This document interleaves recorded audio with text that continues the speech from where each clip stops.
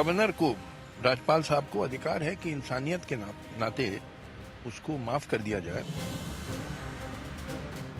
जिस मुलजिम को एक सजा, जिस बॉम्ब स्फोट के एक ऐसे खतरनाक मामले में हुई है आर्म्स एक्ट के तहत, क्या उसे इस तरह का विशेष अधिकार का फायदा मिलना चाहिए? मैं कि उनको बरी कर दें भाई।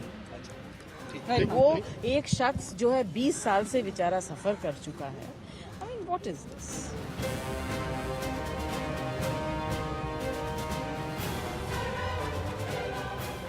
देश में ऐसा मैसेज नहीं बनने चाहते हैं कि जो अभिनेत्री है, क्रिकेटर हैं, पूंजीपति हैं, मिनिस्टर हैं, उनके लिए एक कानून होगा और कोई सजा मिल जाएगी तो माफ हो जाएंगे, और जो आम जनता है वो उसके लिए कोई पूछने वाला नहीं होगा। ऐसा नहीं हो सकता। किसी वकील की गलती की वजह से फंस गया, पर संजय दत्त को फंसना भी नहीं चाहिए था।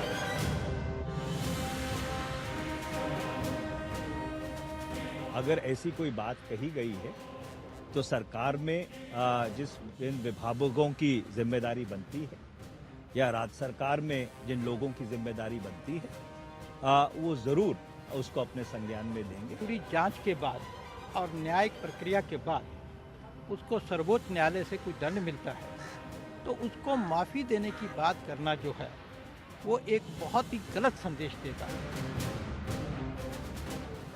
संजय दत्त ने अपनी लाइफ में कभी भी कोई भी ऐसा गलत कार्य नहीं किया जिसकी वजह से उस जैसे व्यक्ति को 5 साल जेल में रहना पड़े। खराब तो लगता ही है, पर जो हुआ उसका भुगतान है। नमस्कार, प्राइम टाइम में मैं कादम्बिनी शर्मा हूं आपके साथ। गुरुवार को 1993 के बॉम्बे सीरियल धमाकों के मामले में सुप्रीम कोर्ट ने फैसला सुनाया। 20 साल पुराने इस केस में बाकियों के अलावा संजय दत्त भी आर्म्स एक्ट के तहत दोषी पाए गए। टाडा तो उन पर से पहले ही हट चुका था, लेकिन 6 साल की सजा हुई थी। सुप्रीम कोर्ट ने उस सजा को घटाकर 5 साल कर दिया। लेकिन रात होते होते सुप्रीम कोर्ट के पूर्व जज और फिलहाल प्रेस काउंसिल ऑफ इंडिया के अध्यक्ष जस्टिस मार्कंडेय काटजू ने अपील कर डाली कि संविधान के आर्टिकल 161 के तहत राज्यपाल संजय को माफी दे दें। उन्होंने कई वजहें गिनाई हैं। संजय का व्यवहार, उनके 2 छोटे बच्चे, उनके माता पिता। जहां कई राजनीतिक दल संजय दत्त को माफी देने का समर्थन कर रहे हैं, कुछ इसके खिलाफ भी हैं।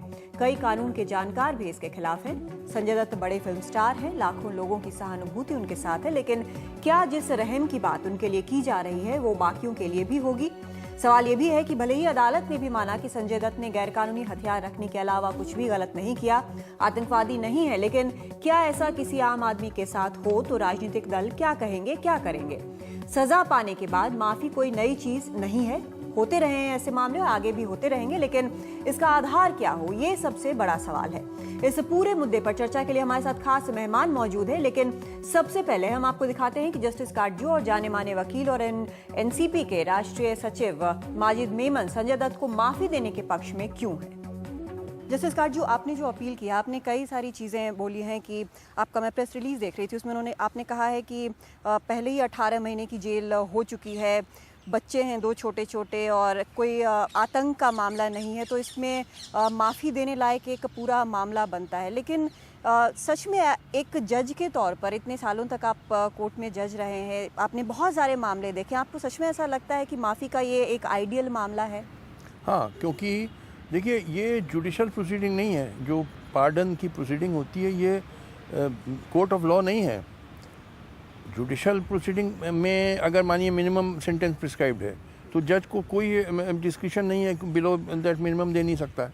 मगर गवर्नर को तो राइट है कि अगर मिनिमम सेंटेंस प्रिस्क्राइब्ड है तो भी वो पार्डन कर सकता है। जैसे नानावती का केस था आज से करीब 50 साल पहले। कमांडर नानावती को दोषी पाया गया और मर्डर का दोषी पाया गया और सुप्रीम कोर्ट तक सेंटेंस अपहोल्ड हुई। अब मर्डर में minimum sentence is life sentence, फिर भी गवर्नर बॉम्बे ने उसको पार्डन कर दिया। तो मिनिमम सेंटेंस जैसे इसमें कहते हैं 5 साल मिनिमम सेंटेंस है अगर प्रोहिबिटेड वेपन विदाउट लाइसेंस रखें, जो जिसमें संजय दत्त दोषी पाया गया, उसके बावजूद गवर्नर पार्डन कर सकते हैं। सर लेकिन नानावती केस भी मैंने पढ़ा है, उसमें फ़र्क जो है दोनों केसेस में, वहाँ एक शख्स की ज़िंदगी का मामला था, यहाँ पर एक बॉम्ब ब्लास्ट का मामला है, चाहे उसमें जोड़ा नहीं गया हो संजय दत्त को, लेकिन उससे कई लोग अफेक्टेड हुए हैं, तो एक पब्लिक सेंटिमेंट भी बन जाता है उसके खिलाफ। क्या एक गलत प्रेसिडेंट नहीं होगा अगर माफी नहीं, बॉम्ब ब्लास्ट में तो वो इन्वॉल्व ही नहीं है भाई, बाकी अक्यूज बॉम्ब ब्लास्ट में इन्वॉल्व है। संजय दत्त के ऊपर जो टाडा का इल्ज़ाम नहीं साबित हुआ है, तो वो तो उसके खिलाफ बस यही इल्ज़ाम है कि वो एक प्रोहिबिटेड वेपन उसके कब्जे में मिला बिना लाइसेंस के, बस। There is not a terrorist, the court has found कि वो उसका कोई बॉम्ब ब्लास्ट से उसका संबंध नहीं है। मेमन साहब, ठीक है, इस मामले में, आतंकवाद के मामले में कोर्ट ने भी पाया है कि इन्वॉल्व नहीं थे संजय दत्त, लेकिन जब इस तरह का एक माफ़ीनामा अगर दिया जाता है तो क्या बाकी जो मामले हैं, क्या उनमें भी लोग नहीं चाहेंगे कि उनके साथ भी यही ट्रीटमेंट हो? इस मामले में जहाँ तक कि संजय दत्त के मामले की बात है, संजय दत्त को इन धमाकों से जोड़ने की कोशिश जो की गई थी आरोप पत्र डालने के बाद, वो बात ट्रायल कोर्ट में सारे मुकदमे की छानबीन करने के बाद में गलत साबित हुई। आर्म्स एक्ट में हिंदुस्तान में हजारों लोगों को कन्विक्ट होता है, अलग अलग कोर्टों में किसी को पता भी नहीं चलता कितने लोग पिस्तौल लेके घूमते हैं, कितने लोगों का इस तरह। संजय दत्त का अगर जोड़ कहीं उन 13 धमाकों के साथ बन जाता तब तो शायद हम ये बात नहीं कह सकते आपसे। न तो संजय दत्त के खिलाफ टेररिस्ट या डिसरप्टिव जनरल एक्टिविटीज़ के खिलाफ कोई सबूत आया है। सर लेकिन यही आपने अभी जो बात बोली कि इतने लोगों का कन्विक्शन होता है आर्म्स एक्ट के तहत, लेकिन इतने लोगों के लिए माफ़ी की मांग कोई नहीं करता। नहीं, तो मैं ये बता रहा हूँ ना आपको कि देखिए, पता नहीं कितनों की माफ़ी की मांग होती। माफ़ी की ज़रूरत तब पड़ती है कि जब हाईएस्ट कोर्ट कन्विक्ट कर दे। पोजेशन ऑफ वेपन का मामला इतना मामूली है कि अगर आप स्टैटिस्टिक्स उठा के देखें आपका चैनल, तो आपको पता चलेगा कि एक साल में कई हज़ार मामले डिस्पोज ऑफ होते हैं पोजेशन ऑफ वेपन के। मगर उससे देखिए, हमारा कहने का मकसद सिर्फ ये है कि बदकिस्मती और दुर्भाग्य की बात यह है कि 99 टेररिस्ट के साथ में 100वां एक संजय दत्त जो है उसका मुकदमा उनके साथ सुना गया। जस्टिस कार्ड, जो आपसे जानना चाहेंगे, आपने 161 आर्टिकल 161 की बात की है, लेकिन उसमें और भी जो क्रिमिनल लॉयर्स हैं उनका कहना है कि उसके भी तहत उनको कम से कम संजय दत्त को जेल जाना होगा, उनका व्यवहार देखना होगा, वो जो बेसिक जो होते हैं वो उनको कंप्लीट करना होगा। इस तरह से एक रिमिशन देना, इस तरह से मर्सी देना शायद गलत होगा। ये गलत बात कर रहे हैं। ये कानूनों का जो सो कॉल्ड लॉयर्स हैं, इन्होंने आर्टिकल 161 पढ़ा तक नहीं है। उसमें ऐसा कोई कंडीशन नहीं है कि पार्डन तभी ग्रांट हो सकता है जबकि जेल जाओ, जब तक जेल में तुम्हारी कंडक्ट ठीक ना हो, ये कुछ नहीं लिखा। आर्टिकल 161 पहले पढ़ तो नहीं, यहाँ तो दिक्कत है, वकील लोग कानून नहीं पढ़ते, कानून नहीं जानते, दिक्कत है इस देश में। आर्टिकल 161 पढ़िए, कहीं ऐसा कोई कंडीशन है? उसमें सिर्फ लिखा है गवर्नर कैन ग्रांट पार्डन और रिड्यूस सेंटेंस और रिमिशन, दैट इज ऑल।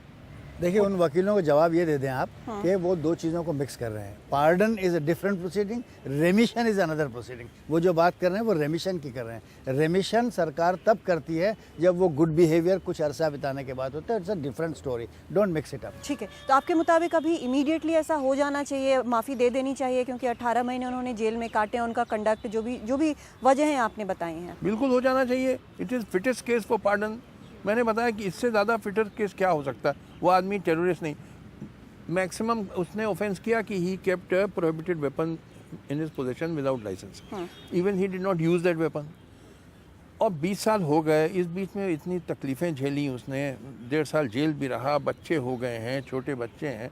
इंसानियत भी तो कुछ चीज़ होती है। आपको याद होगा, आपने अगर शेक्सपियर की मर्चेंट ऑफ वेनिस पढ़ी हो, उसमें पोर्शिया की स्पीच थी, हाँ, जो आपने लिखा हुआ है। हाँ, ये आपकी जो प्रेस रिलीज में वो मैंने देखा है, ये merchant of Venice, that justice should be tempered with mercy. और रामचरितमानस में गोस्वामी तुलसीदास ने क्या लिखा कि क्षमा बड़न को चाहिए, छोटन को उत्पात। तो गवर्नर साहब बड़े हैं, हो जाती गलती की, बेवकूफ़ी करी संजय दत्त ने, फूलिशनेस। सर लेकिन एक चीज़, ठीक है, बेवकूफ़ी है, सब कुछ है, फिट केस भी आप बता रहे हैं, लेकिन कल को कोई और ऐसा मामला आपके सामने आता है जो कि संजय दत्त जैसा बड़ा स्टार ना हो, उसके माँ बाप बहुत रिकॉग्नाइज ना हो, ना क्लाउड ना हो, क्या उसके लिए भी आप यही मांगेंगे? बिल्कुल। देखिए, एक चीज़ समझ लीजिए, मैंने 40 साल से कोई फिल्म नहीं देखी है, न कोई फिल्म देखने का इरादा। मैं जब था, लेकिन आपने वो मुन्ना भाई की बात कही है। अरे भाई, क्योंकि अखबारों में पढ़ के मैंने फिल्में नहीं देखी और ना देखता हूँ, ना कोई इंटरेस्ट है मुझे, और फिल्म स्टार में मुझे कोई इंटरेस्ट नहीं है। तो ये कहना कि मैंने अपील करी क्योंकि फिल्म स्टार है, ये गलत है। मुझे मगर एक देखिए, अगर एक अननोन आदमी, गरीब आदमी आए, आपको याद होगा एक गोपाल दास था, एक जो पाकिस्तान में पकड़ा गया कह के कि जासूस था, मैंने उसके लिए अपील भेजी। He was an unknown person, कोई फिल्म स्टार नहीं था, मगर मुझे लगा इंसानियत के नाते मैंने अपील एक जजमेंट में लिखी। मुझे कोई जुरिडिक्शन तो था नहीं पाकिस्तान के ऊपर, हाँ। और मगर मेरी अपील को ऑनर किया, पाकिस्तान गवर्नमेंट ने रिलीज़ किया। डॉक्टर खलील चिश्ती थे, मैं भी उनको नहीं जानता था, न मेरी रिश्तेदारी थी, न जात बिरादरी थी, पाकिस्तानी थे, मगर मुझे लगा कि इंसानियत के नाते मुझे उनकी हेल्प करनी चाहिए, मैंने हेल्प करी। तो जहाँ भी हो, ये अननोन पर ये फिल्म स्टार ये सब कहना कि मैं हेल्प कर रहा हूँ फिल्म स्टार को, सेलिब्रिटी को, दिस इज नॉनसेंस। जिसको भी साथ मुझे लगता है कि he requires help on humanitarian ground, I will help. Sir, आपसे एक आखिरी संक्षिप्त सा जवाब चाहूँगी, क्या इसमें आम आदमी को ये नहीं लगेगा कि वो बड़े लोग हैं इसलिए उनके साथ ऐसा हो गया, उनको छोड़ दिया गया, हम गरीब हैं इसलिए हमारे साथ न्याय नहीं होता है, कुछ इस तरह की फीलिंग आएगी? बिल्कुल नहीं, आप छोटे आदमी का केस लाइए, मुझे सेटिस्फाई कर दीजिए कि हाँ इसमें ह्यूमैनिटेरियन ग्राउंड पे इसकी मदद करनी है, मैं कल से शुरू कर दूंगा, मेरी आवाज़ पूरे हिंदुस्तान में घूमेगी। छोटा सा छोटा आदमी, कोई बड़ा छोटे से फर्क मुझे नहीं। बहुत बहुत शुक्रिया सर हमसे बातचीत करने के लिए।